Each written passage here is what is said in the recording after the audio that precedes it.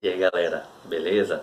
Então, se você é concurseiro, você sabe que uma das melhores formas de estudar é resolver provas anteriores, porque além de mobilizar o seu conhecimento de cada conteúdo, você conhece a prova, beleza? Então, por causa disso, eu resolvi deixar aqui uma seção no meu canal em que eu resolvo provas anteriores de alguns concursos. Eu vou começar priorizando os concursos militares, que são os que eu tenho mais experiência, mas ao longo do canal eu posso trazer outros concursos também. Beleza? Vamos lá!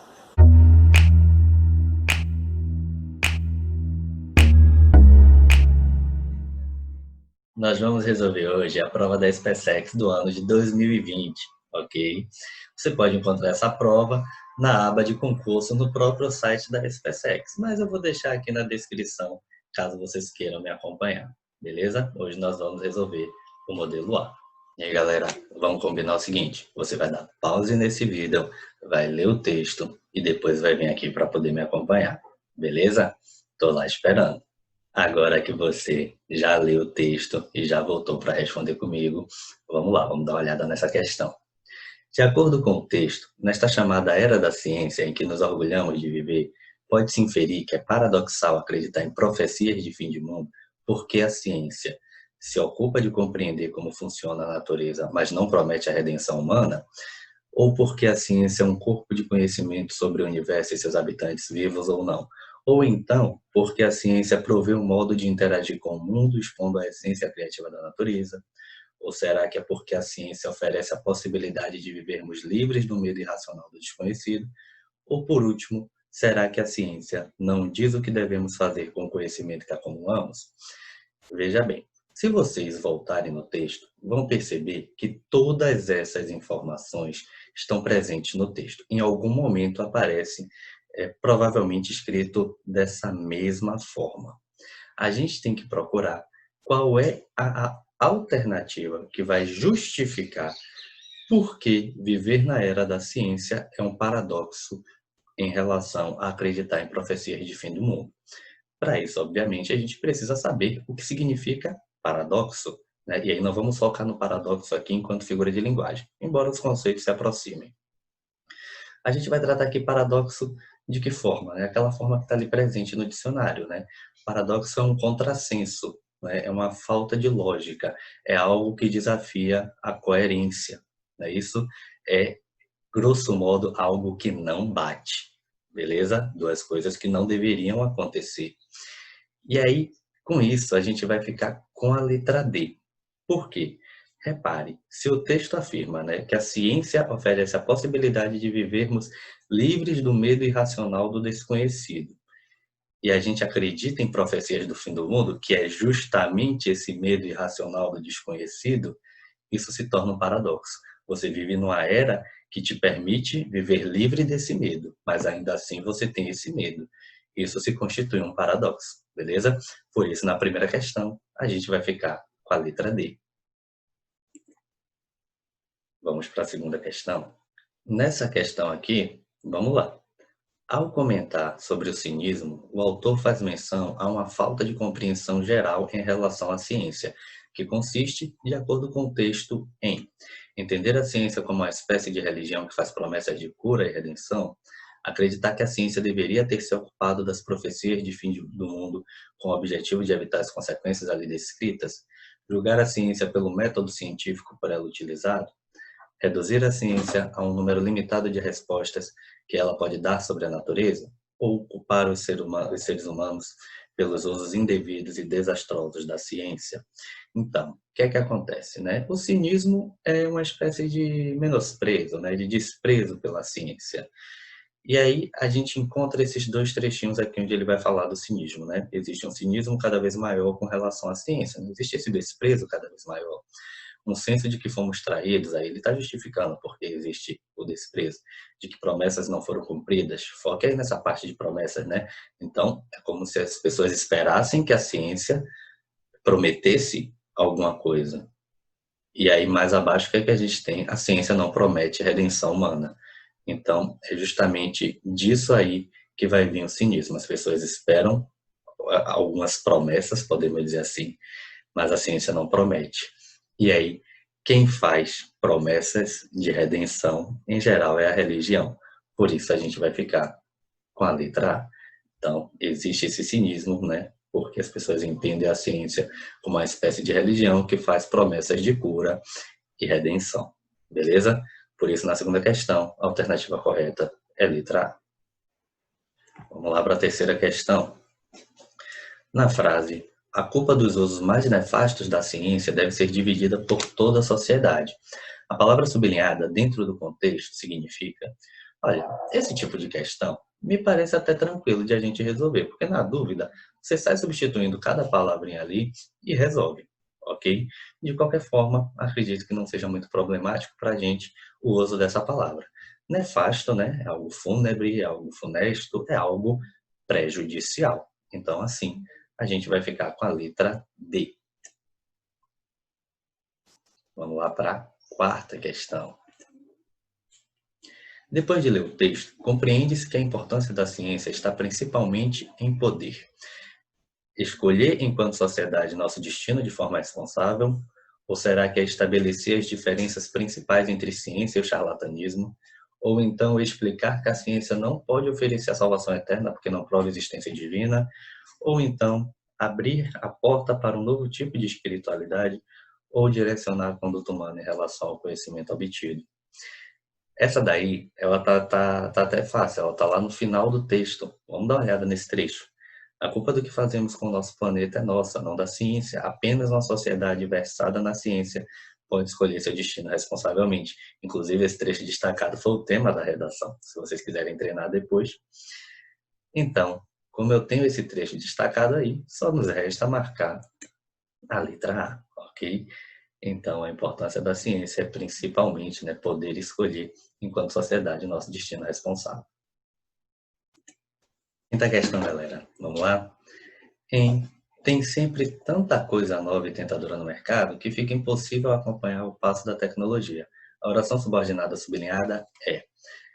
Aí você tem aí, né, adverbial causal, consecutiva, substantivo objeto direto, adjetivo explicativa ou uma subjetiva. Ó, eu aconselho sempre você olhar as alternativas. E aí veja que se você supõe que é uma oração adjetiva, você olha ali se tem uma vírgula e não tem uma vírgula. Então, não é um adjetivo explicativa, beleza? Você olha para as alternativas e não tem adjetiva restritiva, então isso não é uma oração adjetiva, ok? Já descartamos uma. Vamos ver agora se ela é adverbial ou substantiva. Meu conselho é tentar descobrir se ela é substantiva. Como é? Eu vou fazer a troca dessa oração sublinhada pelo pronome demonstrativo isso, ok? Alguns perguntam, eu posso trocar por isto? Pode, não faz diferença. Mas vamos dar uma olhada. Tem sempre tanta coisa nova e tentadora no mercado? Isso. Essa frase faz sentido? Não faz sentido, né? Ela está bem estranha. Então, essa oração não é substantiva. Não sendo substantiva, a gente vai ficar entre A e B, ou seja, ela é adverbial. Resta saber se aquela informação é uma causa ou se aquela informação é uma consequência. E aí, nesse caso, tem uma pista que pode ajudar bastante a gente. Essa palavrinha aqui, tanta, ok? Tem sempre tanta coisa nova que fica impossível acompanhar o passo da tecnologia. Então, geralmente, quando você tem tanto que, tão que, tamanho que, tal que, a oração em questão é uma consecutiva, ok? Agora, claro, a gente pode analisar aí o significado e a gente vai perceber que ser impossível, né, ficar impossível de acompanhar é uma consequência de existirem tantas coisas novas e tentadoras, beleza? Então, a quinta questão, a alternativa correta é a letra B. Assinale a alternativa que apresenta o núcleo do sujeito do seguinte período. Apenas uma sociedade versada na ciência pode escolher o seu destino responsavelmente, não é? Se a gente precisa encontrar o núcleo do sujeito, então a gente precisa encontrar primeiramente o sujeito. Para encontrar o sujeito, a gente precisa encontrar o verbo. Eu tenho a locução ali, pode escolher, beleza? E aí eu vou me perguntar, né? Quem é que pode escolher o seu destino responsavelmente? Apenas uma sociedade versada na ciência. Então, tudo aquilo ali é o sujeito. E aí eu tenho que encontrar qual é aquela palavra central do sujeito, aquela palavra que desencadeia todas as concordâncias nominais dentro do sujeito. Em geral, quem vai exercer isso vai ser um substantivo ou uma palavra que possa ocupar a posição de substantivo, né? Um pronome, um numeral, uma palavra substantivada e por aí vai. Nesse caso, tá fácil ali para a gente, que é a palavra sociedade. Sociedade já é o núcleo do sujeito, né? Já é um substantivo, facilita um pouquinho a nossa vida. Ciência é um núcleo do objeto indireto, né? Versado ali está no particípio, está compondo uma oração adjetiva reduzida de particípio, né? Escolher é o verbo principal da locução verbal e destino é o núcleo do objeto direto, ok? Só sobra para a gente ali a letra C, sociedade. Sétima questão. Essa questão é bem interessante porque a prova não diz para a gente o que é que a gente tem que buscar, qual é o desvio que a gente tem que ficar atento. Assinale a opção que apresenta um emprego adequado ao padrão culto da língua. Então vamos lá, vamos ler, vamos ver o que aqui nos aparece. A prática da ciência provê um modo de interagir com o mundo, expondo a essência criativa da natureza.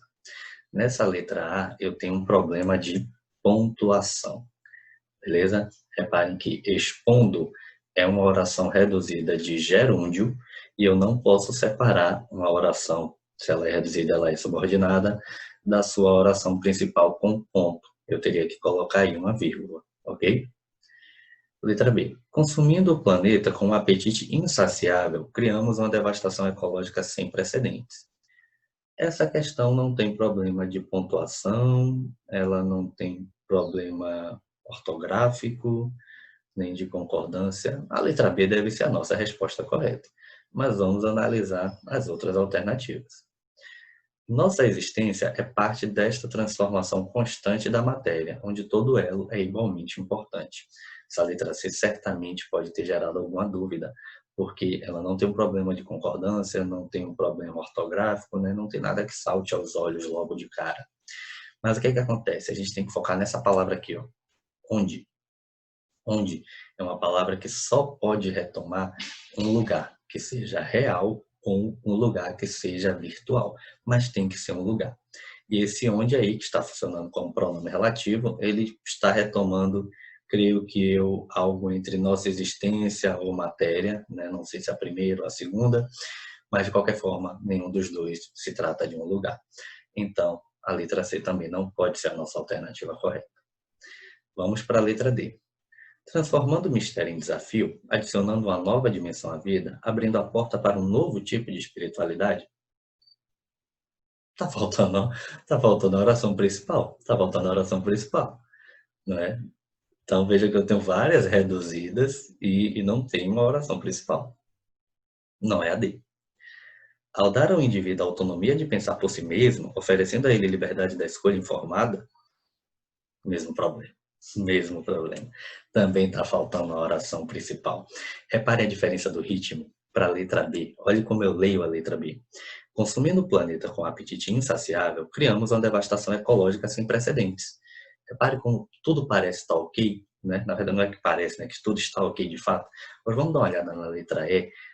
Como o ritmo de minha fala parece que não era para acabar, ao dar ao indivíduo a autonomia de pensar por si mesmo, oferecendo a ele liberdade da escolha informada, tem alguma coisa, né? Veja que a minha entonação é de quem vai falar mais alguma coisa. É porque se alguma coisa seria justamente a oração principal. Então a D e a E possuem o mesmo problema, a alternativa correta é a letra B. Oitava questão, olha, questão de acentuação gráfica. Vou deixar um videozinho aí ensinando como é que a gente pode resolver questão de acentuação gráfica com mais celeridade. Inclusive, vou utilizar essa questão aí mesmo. Mas vamos lá. Assinale a opção que apresenta o grupo de vocábulos acentuado graficamente pelo mesmo motivo. Vamos lá? Início, milênio e ciência. Já tem alternativa correta. Já tem alternativa correta aí. Porque o que é que acontece? Início, milênio e ciência são três palavras paroxítonas que terminam em ditongo oral. Mesma regra. Mas vamos ver as outras? Vamos ver qual é a regra de cada uma dessas palavras? Insaciável, ecológica, através. Nenhuma delas é da mesma regra. Insaciável, paroxítona, que termina em L. Ecológica, proparoxítona, acentua todas, isso já é uma regra. Através, oxítona, que termina em E, seguido de S ou não. Letra C, traídos, Regra dos hiatos, aquele I está numa sílaba sozinho, deve ser acentuado. Indivíduo, paroxítona que termina em ditongo oral. Essa daí poderia estar até na letra A, que estaria correta. Pólvora, proparoxítona, mesma diacológica. Existência, paroxítona que termina em ditongo oral, mais uma que podia estar na letra A. Prover, oxítona que termina em E, poderia estar junto com através. Conso, paroxítona que termina em L, olha lá, parceira de insaciável. Átomos, proparoxítona, ecológica com pólvora. Microscópio, paroxítona que termina em ditongo oral, poderia estar na letra A também. E destruído, regra dos hiatos, o I mais uma vez está na sílaba sozinho, poderia estar junto com traídos, ok? Oitava questão, letra A. Vamos lá, vamos fazer a nona e a 10ª. As palavras paradoxal e orgulho contêm, respectivamente, o mesmo número de fonemas de... Olha, esse tipo de questão nem é comum na SpaceX. O que é que acontece? O fonema, ele é todo o som distintivo da língua, ok? E aí, o que é que a gente tem que ter atenção aí? Na palavra paradoxal, eu tenho algo chamado dífono. Dífono é quando uma letra representa dois sons. Na língua portuguesa, geralmente é o X que vai fazer isso. E é justamente o X ali, em paradoxal. Veja que não é paradoxal, não é paradoxal, é paradoxal. Eu vou fazer dois sons. Então, aquele X eu tenho que contar duas vezes. Então, paradoxal vai ter ali, ó. 1, 2, 3, 4, 5, 6, 7, 8. X eu conto duas vezes. 9, 10. Paradoxal tem 10 fonemas, ok? Por outro lado, orgulho tem um dígrafo, que é o contrário do dífono, né? Você vai ter duas letras representando um único som. Então, ali em orgulho é o LH, beleza? É um som só, o som de L. Então, eu vou ter 1, 2, 3, 4, 5. Eu só conto um som para o LH, 6 com o O. Então, uma palavra com 10, outra palavra com 6, ok? Ó, essa letra A já deu para ver que tem pegadinha. A pronúncia da palavra da letra A ali, ó, aquela primeira palavra, é inexorável. Aquele X tem som de Z, então ele só conta uma vez. Então vamos contar quantos sons tem inexorável? 1, 2, 3, 4, 5, 6, 7, 8, 9, 10. Eu sabia que ia ter essa pegadinha aí, porque há uma pronúncia errônea de inexorável que é inexorável. E se eu pronunciar como inexorável, eu teria um sonzinho a mais. Então, passaria a ter 11 sons. Só que a pronúncia que a gramática considera correta é inexorável. Então, ali eu tenho o mesmo número de letras e o mesmo número de sons. Então, inexorável tem 10 fonemas. Início, não tem nenhuma pegadinha, tem 6 fonemas. A letra A já é a nossa alternativa correta. Então, se você pegar qualquer questão que envolva contagem de número de fonemas, você tem que ficar de olho. Em primeiro lugar, em dífonos, né? Em dígrafos e, claro, no H que é mudo, beleza? Então, vamos olhar. Na letra B, eu não vou contar cada uma, mas na letra B, promessa, tem um dígrafo. Então, você já sabe que tem que ficar ligado nisso, só conta uma vez. Habitantes, eu tenho um H mudo, eu não vou contar aquele H, e ainda tem um dígrafo, o AN, não é? Em cinismo não tem problema algum. Em compreender eu tenho dois dígrafos, não é o on e o em. Através não tem nenhum problema. Liberdade prática também não, ok? Então, fiquem atentos aí nessas questões de contagem de fonemas, porque elas podem se colocar, podem parecer questões fáceis, mas às vezes elas escondem algumas maldades. Assinale a opção que corresponde à função do que na frase a seguir. Não vão a uma festa, que não voltem cansados. Repare, se a questão de cima não era típica da SpaceX, essa daí, extremamente típica da SpaceX, funções do que aparece com muita frequência. O que é que a gente tem que analisar aí no enunciado? Né? Não vão a uma festa que não voltem cansados. Eu estou querendo dizer que essas pessoas, a todas as festas que eles vão, eles voltam cansados.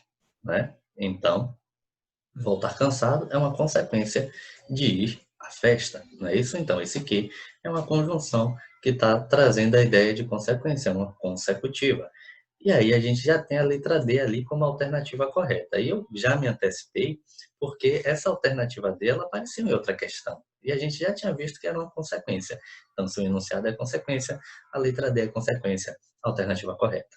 Mas vamos analisar as outras, né? Vamos olhar a letra A. Parece paradoxal que ainda acreditem em profecias do fim do mundo. Isso parece paradoxal. Eu tenho aí uma conjunção integrante, né? É uma oração substantiva subjetiva. Na letra B, criamos tecnologias que pretendem simplificar nossas vidas. Aqui eu já tenho uma adjetiva restritiva, então esse que aí é um pronome, né? Criamos tecnologias as quais pretendem simplificar. Os mais jovens se comunicam de modo quase que incompreensível. Vamos fazer um teste? Vamos tirar o que da frase? Os mais jovens se comunicam de modo quase incompreensível. Mudou? Não mudou. Esse aqui aí é uma partícula de realce.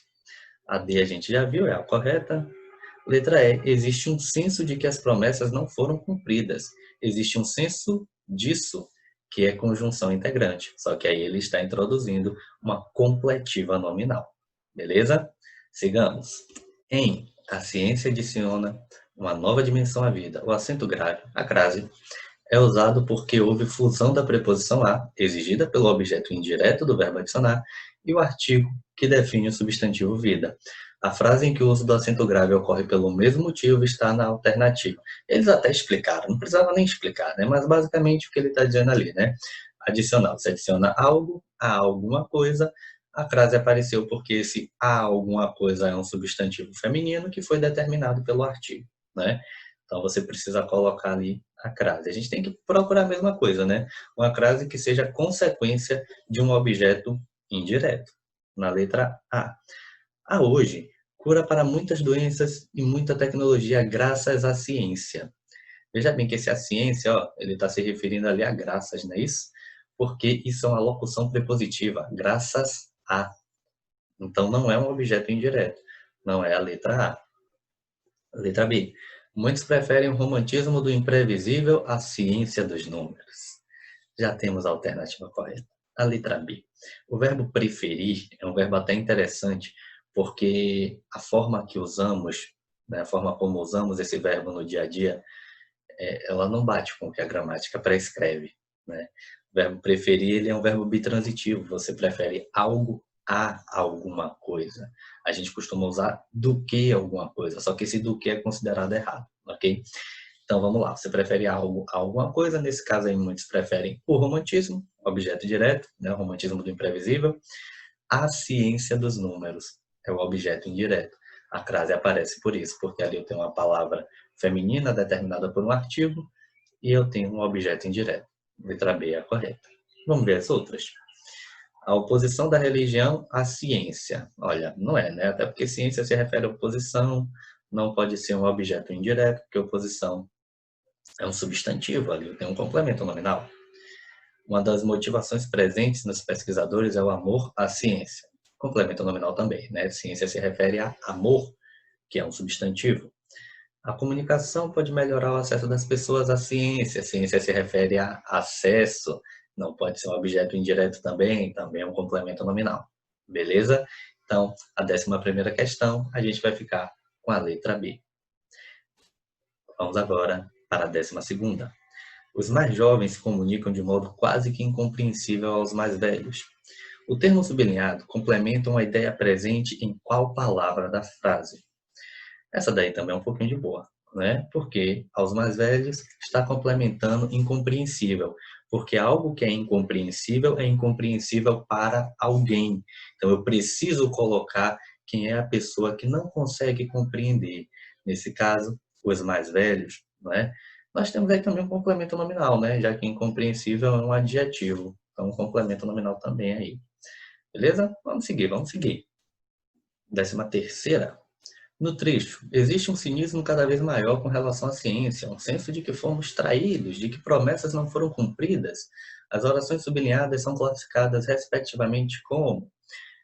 primeira coisa que eu quero que a gente perceba é que essas duas orações, elas exercem a mesma função sintática, porque está ali de forma elíptica, o termo um senso. Então, eu tenho, existe um cinismo cada vez maior em relação à ciência.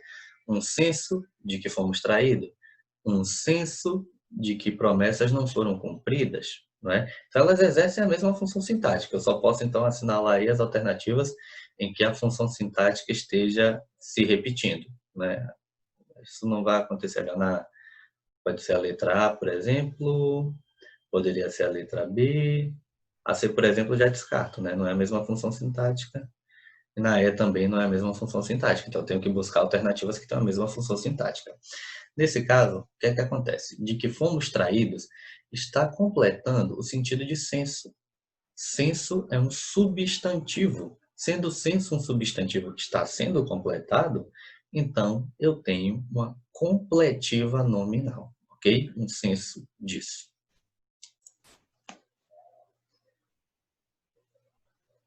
14ª questão. No fragmento, a ciência não contrariou nossas expectativas. Imagine um mundo sem antibióticos, TVs, aviões, carros. É uma questão aí sobre oração, sobre verbo, sobre período, não é isso? Então vamos até buscar logo a quantidade de orações que a gente tem aí, né? Eu vou ter duas, porque eu tenho o verbo contrariar e o verbo imaginar, não é isso? Só que repare numa coisa, entre as duas orações eu tenho um ponto, não é uma vírgula, é um ponto. Se eu tenho um ponto, elas não estão funcionando como período composto, beleza? São dois períodos simples aí, duas orações absolutas. Então, qualquer alternativa que fale em período composto já está errada. A letra A ali, ó, já começa, período composto, já pulo. Na letra B, num período composto, pulo também. A letra C, mais uma vez, período composto, pulo. Veja até que são orações absolutas, mas não estão período composto, não. Eu tenho dois períodos simples, pode ser a D e a E aí eu vou analisar o verbo, né? Alguém ou alguma coisa contraria alguém ou alguma coisa. Não tem preposição, é um verbo transitivo direto com o seu objeto direto.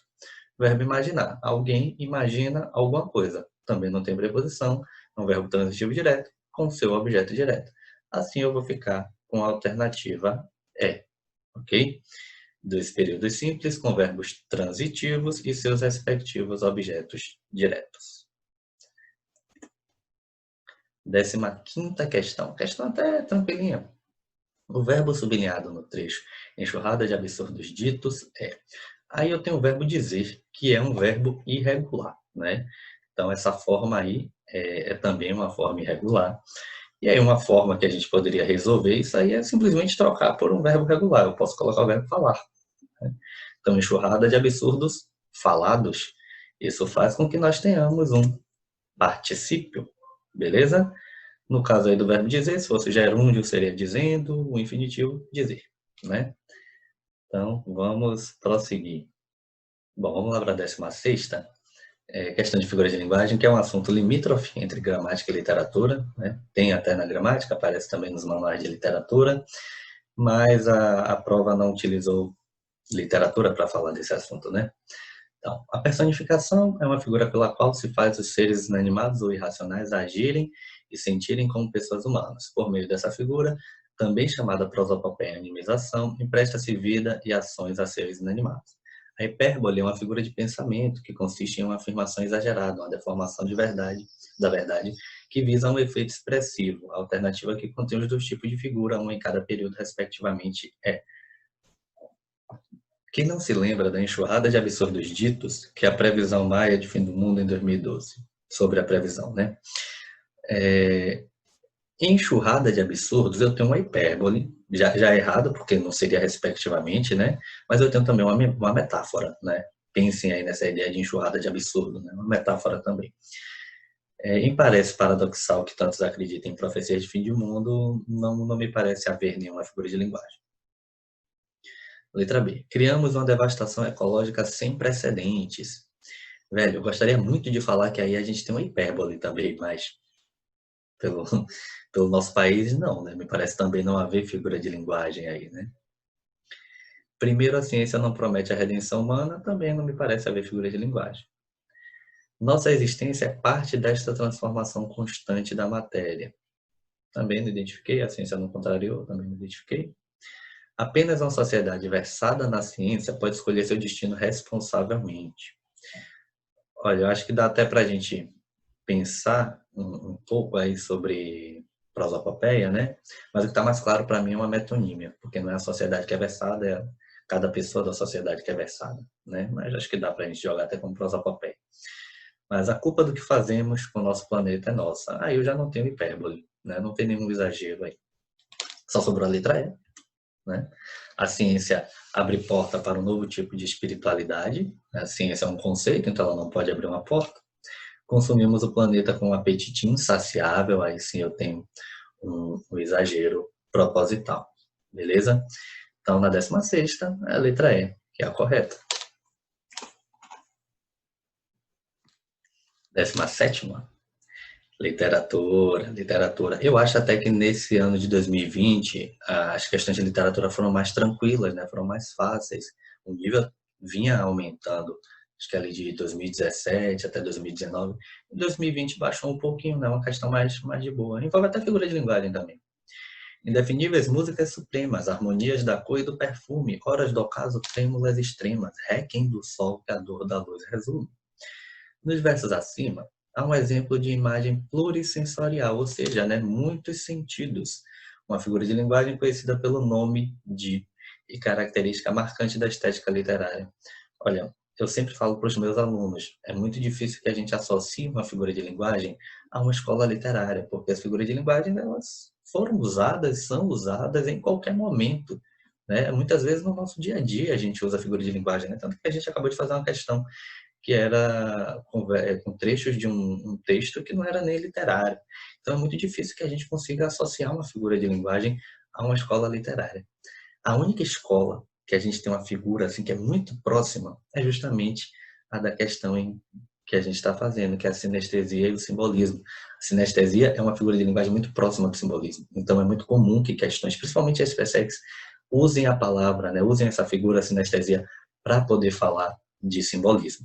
Né? De qualquer forma, para a gente resolver essa questão, ele já fala em imagem plurissensorial, né? Então você usa muitos sentidos, que dá uma pista que a gente está falando de sinestesia. E eu tenho ali, no segundo verso, né, harmonias da cor e do perfume.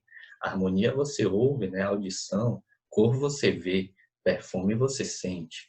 Então, a gente tem aí essa mistura de sentidos. Se você tem mistura de sentido, é sinestesia. E a prova ainda facilita a nossa vida. Se você chega em sinestesia, só sobra simbolismo, não é? Então, vamos continuar. Esses gerais sem tamanho, enfim, cada um que quer aprova. O Senhor sabe, pão ou pães é questão de opiniões, o sertão está em toda parte. Fragmento acima de Guimarães Rosa marca. Guimarães Rosa, né, terceira geração do modernismo. Esse trecho, especificamente, ele já apareceu em outras questões da SpaceX, em outras provas, na verdade, em outra prova, não lembro agora qual foi o ano, era um texto um pouco mais amplo, e a resposta era praticamente a mesma. A gente vai ter que focar nessa última parte aqui, ó. O sertão está em toda parte. Então, através desse trecho, a gente vai falar que Guimarães Rosa alcança a dimensão universal a partir da dimensão regional. Então, a alternativa correta é a letra C, ok? 19ª questão, vamos lá? Dividida em 3 partes, a Lira dos 20 anos revela as diferentes faces literárias de Álvares de Azevedo. Sobre esse conjunto de poemas, é correto afirmar que é uma obra. Olha, a prova facilitou a nossa vida, né? Ela disse não só o nome da obra, como disse o nome do autor. Às vezes isso não acontece, né? Dessa vez eles facilitaram. Então, como eu tenho Lira dos 20 anos, Álvares de Azevedo, já dá para saber aí que eu estou falando da segunda geração romântica, não é isso? Os ultrarromânticos. Dessa forma, a letra A é a correta, beleza? É bom a gente atentar aí que a letra C e a D trazem informações até que são corretas, mas não sobre a Lira dos 20 anos, não é? É comum que a SpaceX faça esse tipo de coisa. Então, veja, a terceira fase foi sim uma fase de temática social e libertária, a primeira foi sim uma fase de intenso sentimento de brasilidade, mas Lira dos 20 anos não faz parte dessa fase, beleza? Vamos para a próxima. Os primeiros anos da República foram agitados no Brasil. A região nordeste do país enfrentava o crônico problema da seca. Vivendo de forma precária, muitos aderiram à pregação messiânica de Antônio Conselheiro. Na Guerra de Canudos, Essa temática está claramente retratada. Quem retrata a Guerra de Canudos é Euclides da Cunha em Os Sertões. Beleza? Bom, galera, então a gente chegou aí ao final da nossa prova, não é? E foi uma prova que manteve o nível SPSEX. A gramática ali foi mais suave, não é? Com uma outra pegadinha, mas nada muito complexo. A parte de literatura o nível abaixou, acho que abaixou até consideravelmente, mas nada muito diferente do que a SPSEX costuma fazer, ok? Finalizamos. Espero que esse conteúdo tenha te ajudado. Não se esqueça de clicar no gostei, se inscrever no canal e qualquer dúvida ou sugestão, comenta aí embaixo. Beleza? Até a próxima!